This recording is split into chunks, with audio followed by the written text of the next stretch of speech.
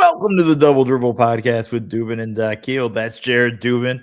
I'm Mo Dakhil. We're on the RealGM network. Make sure you're rating, reviewing, subscribing, all that fun stuff. If you're watching us on YouTube, make sure you're giving us a like there, as well as leaving a comment about how much you love us and how great we are at everything we do.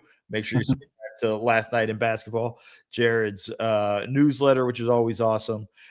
Make sure you rock out with the stuff I write for Bleacher Report, videos on Offside, and all the other various things I end up finding myself in. Jared, how are you doing? I'm doing great, man. I'm ready to talk about some of the weirdest teams in the NBA today. Yes, and we should also just mention, in the effort to not talk about LeBron, we should talk real briefly. I don't know. Did you see the Miami Heat snafu? No, what happened? They released an updated sort of announcement of join our YouTube LeBron James returns to Miami press conference for July 27th.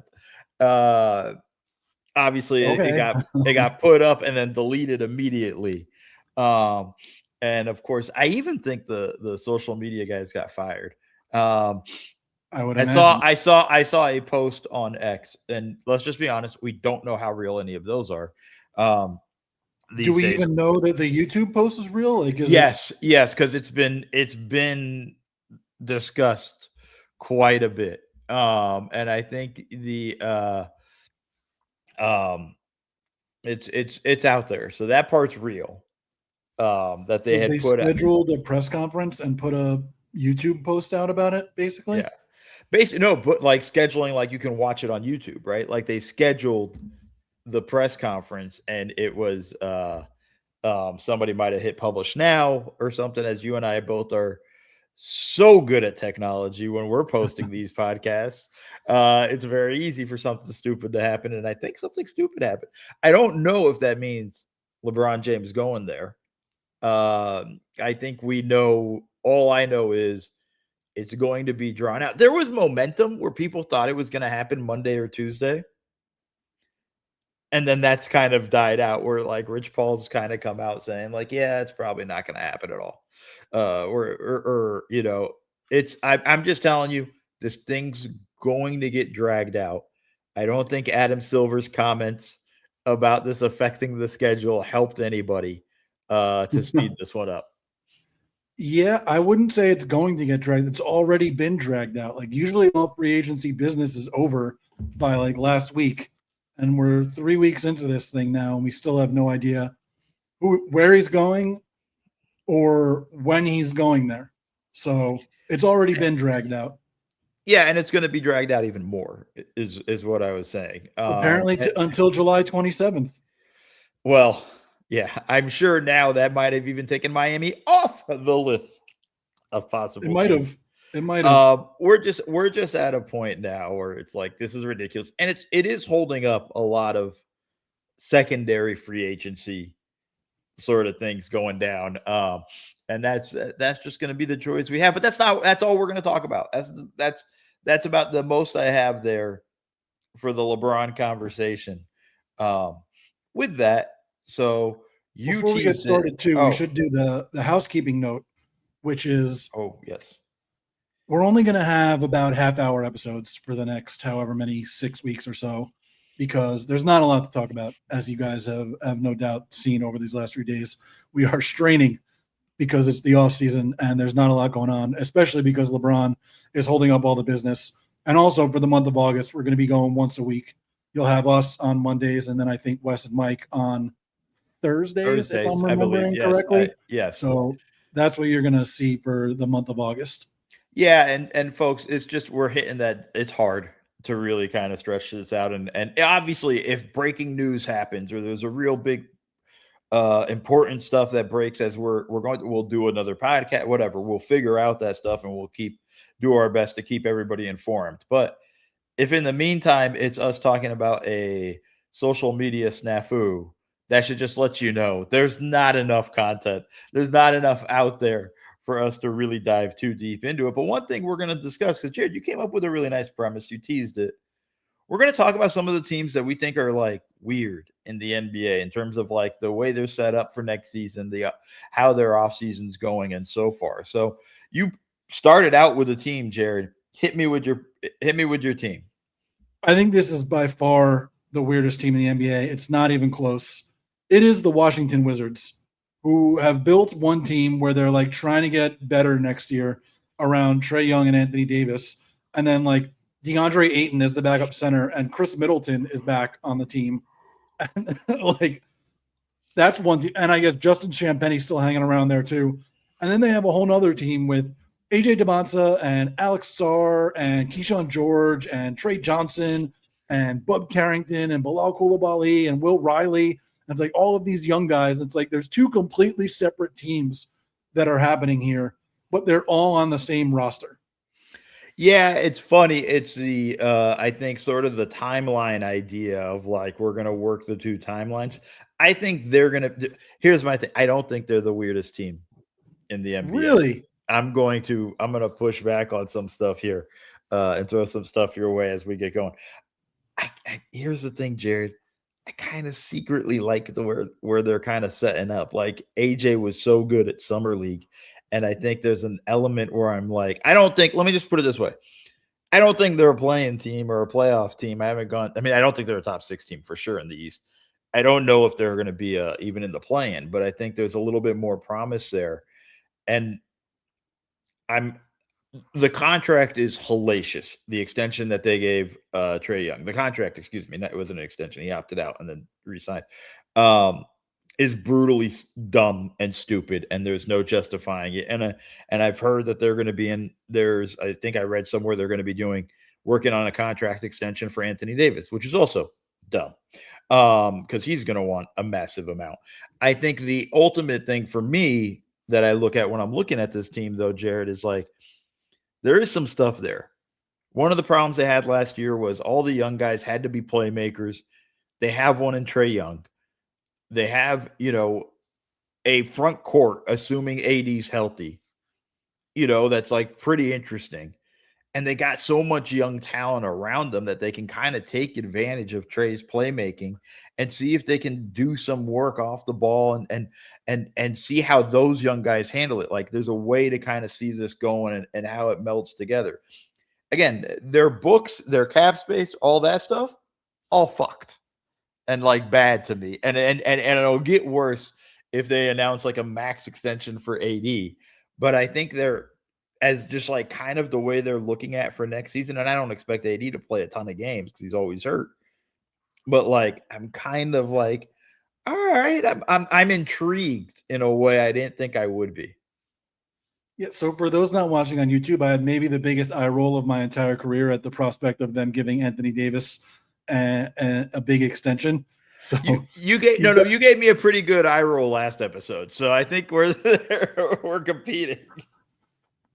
I would not be in love with that, needless to say. I'm on the opposite end of the spectrum here with the Trae Young and the playmaking thing. Like, do I want, Keyshawn George being like a primary playmaker for a team, or Bilal Coulibaly like trying to stretch himself beyond the reasonable limits of his skill set, or Bub Carrington doing all that much of what he was doing last season? Not really, but when Trae Young is on your team, you kind of have to be a Trae Young team.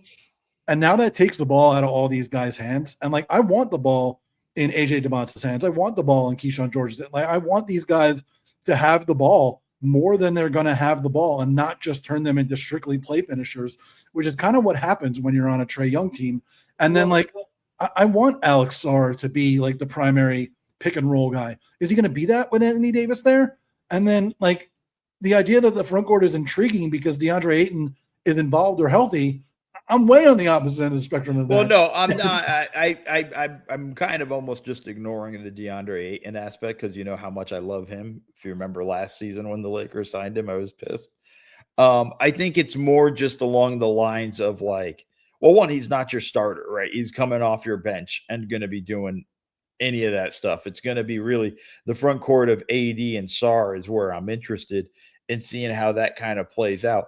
But I just want to push back a little bit with it being a Trae Young team, like, because we kind of saw over the past 2 seasons where Young has been a little bit more amenable to playing off ball, a little bit more working off ball and things like that. Like, I don't know if that's necessarily I think that's what they want, but I don't know if that's necessarily going to be a thing that's going to be that hard to get him to do.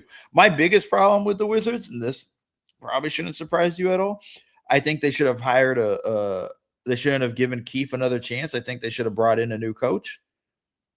And I think they should have kind of gone with that route. I don't think he's shown himself to really be that good of a coach at this point. But now he has a roster where he's going to have at least expectations of like, yo, you got to get your guys right and get going.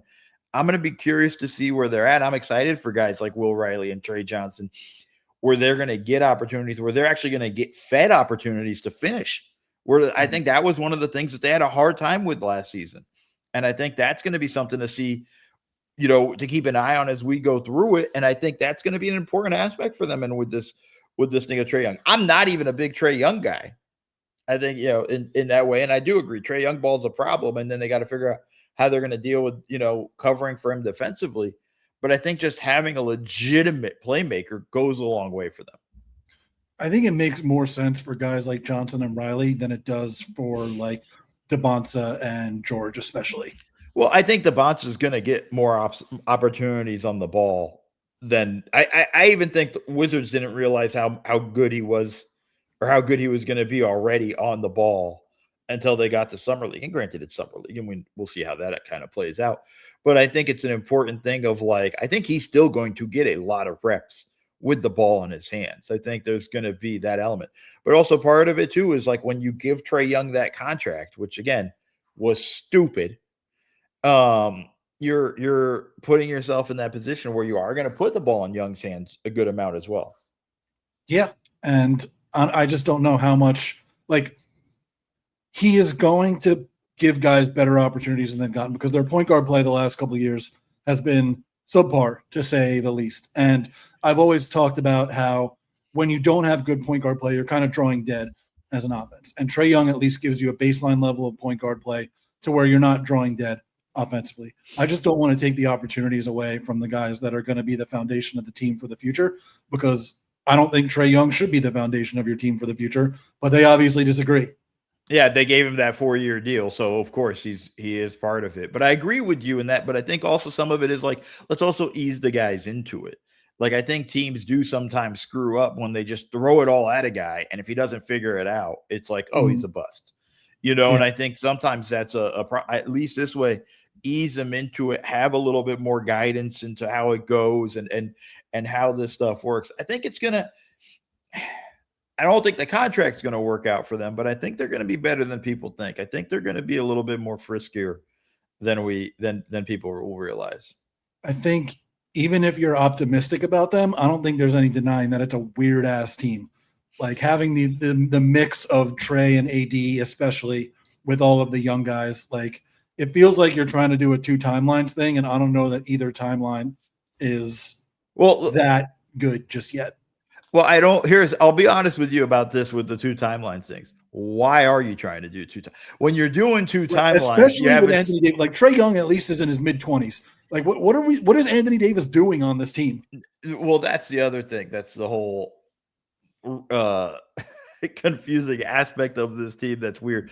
I didn't like when they traded AD in the first place, when they traded for him from Dallas, and everybody always talks about, well, it didn't cost you anything. But yeah, that's not the point. Again, and I've used this before, I can go to Facebook Marketplace and get something for free that I don't really need, that's useless and probably dumb. But and I'm not saying AD's useless or dumb, but I think him on the Wizards is kind of useless and dumb in that way of what he's going to do. And what I was going to say about the 2 timelines, the first timeline that you'd be focused on is not going to be winning a championship or even get you into the playoffs. I think that's sort of the problem with where they're at, but it's going to be something to keep going, though. I think they're going to be a little bit more of an interesting team, even if AD doesn't play that much and is hurt a lot, or I suspect, or things like that. It'll be interesting. I do think this is a tough squad to coach, and that's why I'm not totally convinced that Brian Keefe is the guy that I would have kind of brought in, especially when you had guys like Jamal Mosley out there who you could have tried to bring in to sort of help set the foundation, especially a defensive one with what you have. Yeah, I'm with you on that part. All right, well, let's take a break because we do have some other teams that we think are pretty weird, and then we'll come back and hit you with a couple more.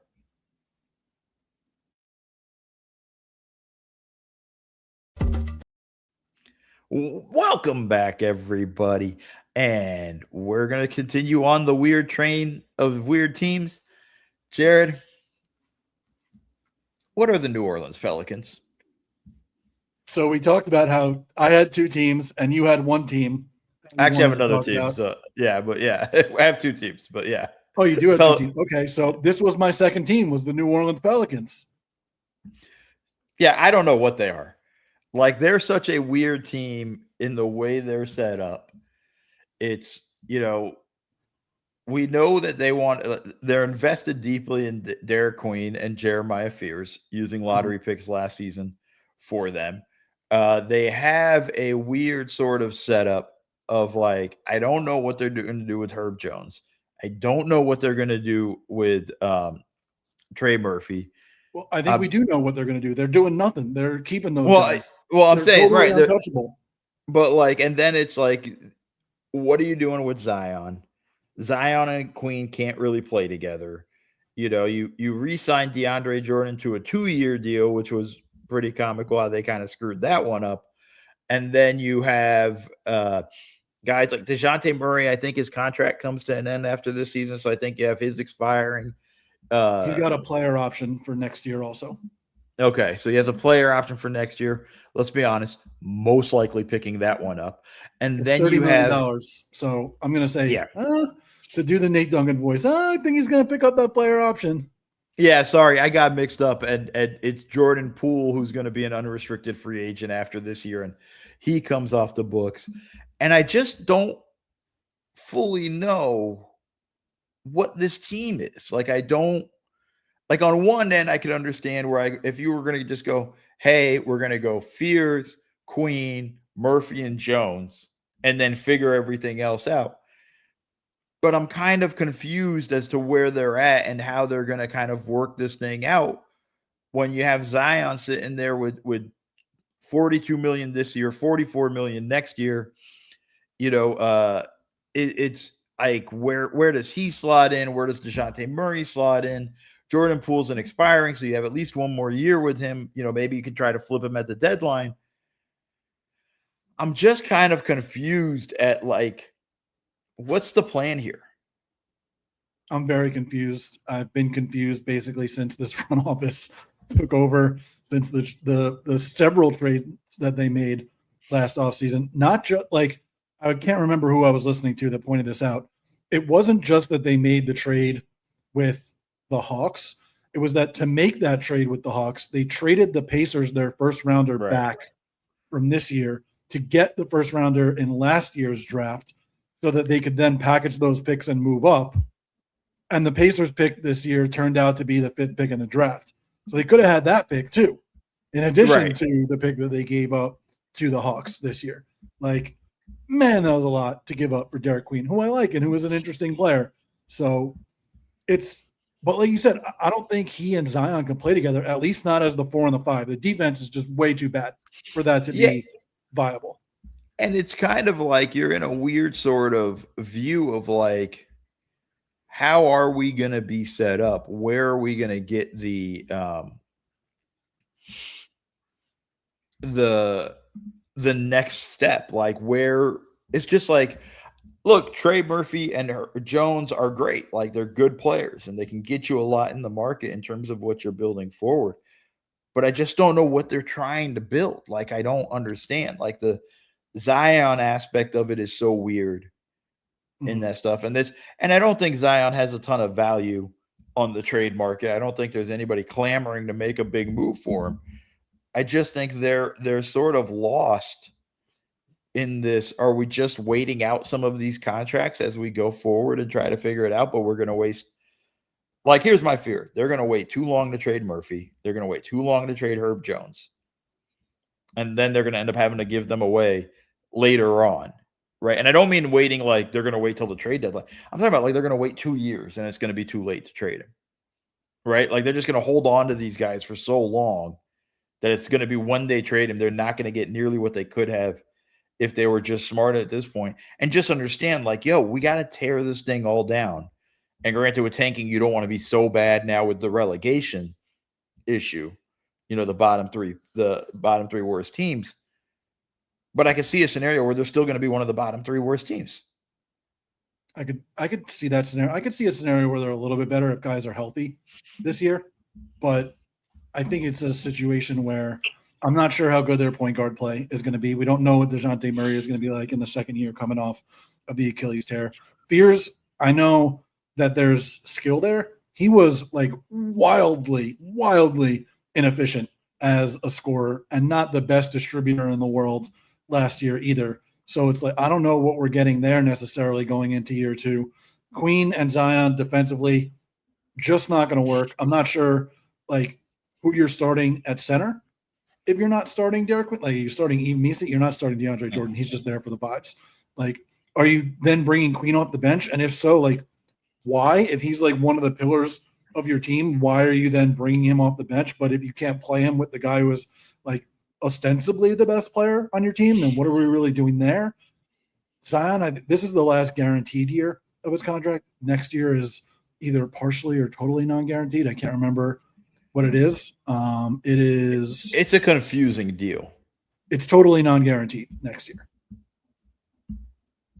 Wait, really? Because Spotrac has it guaranteed. Oh, I see why they did it. Never mind. Yeah, guaranteed money is 0. Well, then color code it, Spotrac. Like, don't put it in the. Sorry, it is color coded, but it's hard to tell because it's in gray and not in black. That's what I'm looking at now too. Yeah. So okay. It's just hard to tell. This is dumb podcasting, but yes. Okay. So it's not guaranteed into next year. Yeah. But I just don't know like where, like what's, maybe it is. I don't know what the plan is. Maybe it is. Hey, we're going to get off Zion after this season. Poole's gone after this season. It's not a free agent destination. We've also seen free agency does not really exist anymore for a superstar. That has now become more of a sign and then trade me, or I get extended and then traded, or traded and then extended. But not a lot of those guys hit the free agent market. So it's not like, okay, maybe the play is we could be more involved in other teams' trades and pull assets, but like, I don't trust this front office to do that. Like, I don't feel like they're in a really smart setting up position. Like, to me, it's just weird in the way they're going through it. And again, it's like, I like Fears. I like Queen. They still need to show more. There still needs to be a lot more into what we can get. But like, I'm curious when I watch them going like, man, I just don't know what this team's plan is, and nothing drives me more nuts than a rudderless team. Pick a lane and go. But it's not even like they're trying to straddle 2 timelines like Washington. It's like they don't even know a timeline exists. So, and then they just hired Jamal Mosley, who, look, I like him as a coach. I crushed him all last year with Orlando because of the offense. But like, good luck building a defense out of this team beyond Herb Jones and Murphy. I always say Herb Jones full name every time I do it. I don't just go Jones and Murphy. He's a full name guy. Yeah, it's like Cam Johnson's a full name guy. There are some guys that are just full name guys. Yeah. So like, I just don't know where this team goes. Neither do I. All right. Do you want my other weird team? I absolutely do. And then we can keep this one short. We don't talk about them much on this podcast, and I'll be honest, most people don't talk about them much in general. It's the Sacramento Kings. Oh God.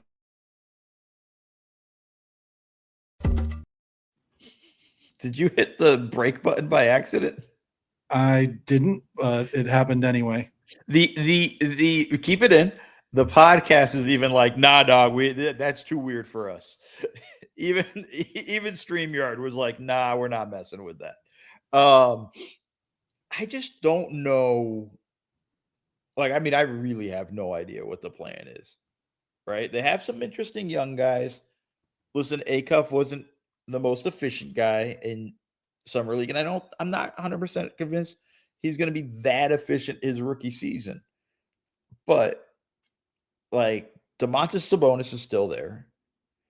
You have Zach LaVine still there. And I think the whole thing is confusing with everything kind of set up. Like I there what are you doing? Right? Like I have to look up Levine's contract. Does he have an option for next season? Or he No, picked up his option. He's unrestricted after this year. Sabonis has 2 years left, 45.4 million this year, 48.6 million next year. DeAndre Hunter's an expiring contract. Malik Monk has this year and then a player option for next year. Presumably going to pick that up at $21.6 million. Yeah, I would think so. They've got Keegan Murray on his big extension, which is 24.1, 26.1, 27.9, 29.9, 31.9. That's not necessarily an extension that I love. And then they've got Acuff, Nick Clifford, Daquan Plowden, who they signed to that couple-year deal, Maxime Reynaud, Dylan Cardwell. Like, they've got some interesting young talent, but it's all flanked by, like, and then DeAndre Hunter is there too. Like, I don't know why they traded for him, which made no sense. Well, like, I mean, they've made so many bad moves, and they changed the regime so much also. I don't know which regime made which move. But like the whole thing of building Bulls West, when they got DeRozan and then got LaVine, like it never really made a lot of sense. Like they're kind of in a weird position. I don't think there's much of a market for Sabonis. There's no market for Zach LaVine. No. I can't picture a team that's really eager to go trade for him. Even on an expiring deal, or even if they do, if they're going to give up much, like there's no real position where it's like, okay, like I want them to give these young guys all the time and all the minutes and the ball. I don't, Sabonis should be on a better team.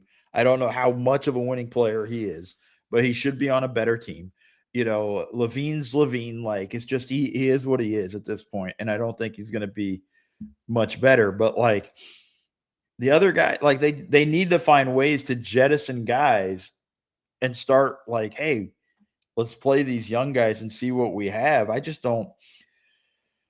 Again, kind of just rudderless in another front office, and it really starts with ownership with Ronadive that I don't trust. That I don't feel like they know. It's not just they know what they're doing, but know what or have like a cognitive plan of like these are our plans. It's one thing to have a plan and it not work out.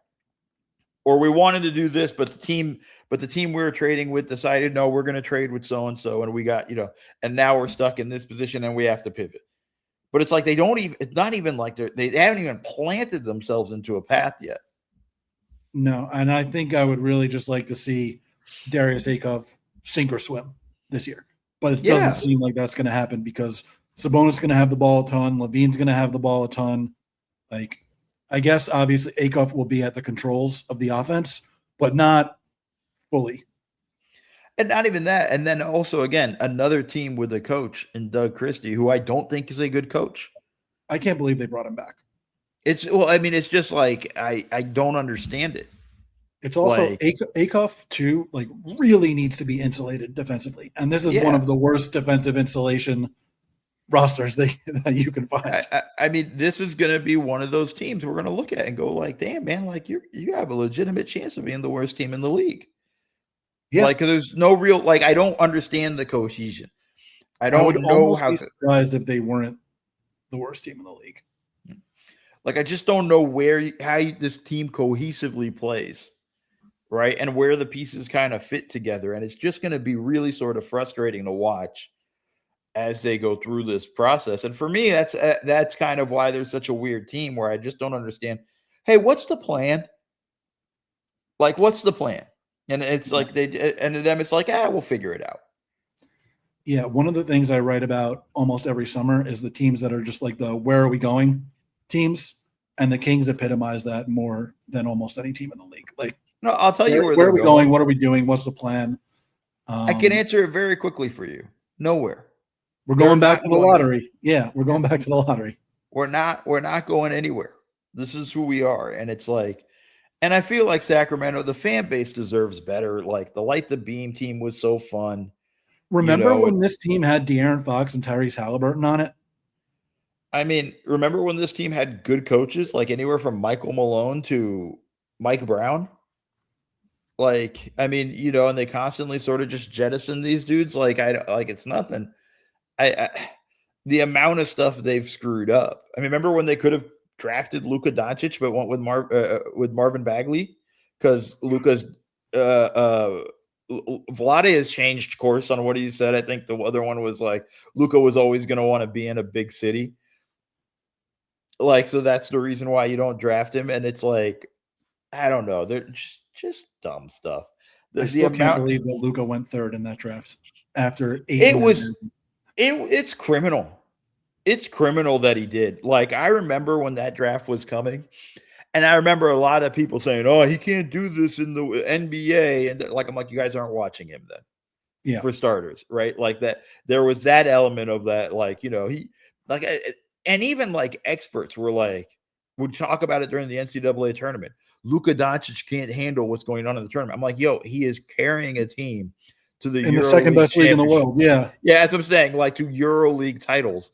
And you're telling me he couldn't hang with 17 and 18-year-olds when he's been playing against like 25, 26, 27-year-olds since he was 16? Like, you're like that. That's a whole other podcast one day where you and I just sit down and talk about some of the dumbest things we've seen. But like, I will never understand it. And that was when I was writing on my own website. And I was like, this is insane. He should be the number one pick. It shouldn't even be a thought for anybody. And even Atlanta, I know they got Trae Young and got another asset, which turned out to be DeAndre Hunter, right? Next draft. I think so, yeah. It was either DeAndre Hunter or Cam Reddish. I think it was DeAndre Hunter. I think it was DeAndre Hunter. Who is now on the Kings, full circle. But like, my thing is like, even Atlanta, like, you didn't want Luka? Like, really? I remember when people were like, "Oh, that was a win-win trade." No, it was not. No, it was not. And I think that was the whole thing. But yeah, and they both got traded for nothing. But it goes back again to this. Yeah, but one of them's still really, really, really freaking good. Right. And it was ridiculous that he got traded for nothing. Where the other one, it was not that ridiculous. And then his team, the Washington Wizards, gave him a 4-year, $200 and whatever $1 million deal. Still don't know who they were negotiating against. I think the other thing is just like when you go back to it's just a series of screw ups over and over again. And they just keep hitting the rakes like Sideshow Bob in that Simpsons episode where they just keep stepping on rakes and hitting themselves in the face. And I'm just going to say it all starts with Ron Adive. It's not going to change till they get new ownership, I think, because he's just constantly meddling and screwing things up for everybody. Yeah, it's new ownership, or it's like a complete change in philosophy where you hire someone who is like an actually smart executive and completely get out of the way.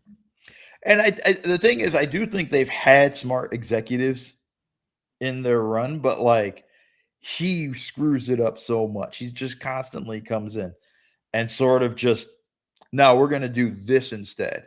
And I think that's really been the largest problem for the Sacramento Kings. Anything else you want to touch on, or? Nah, man, I think that's it for now.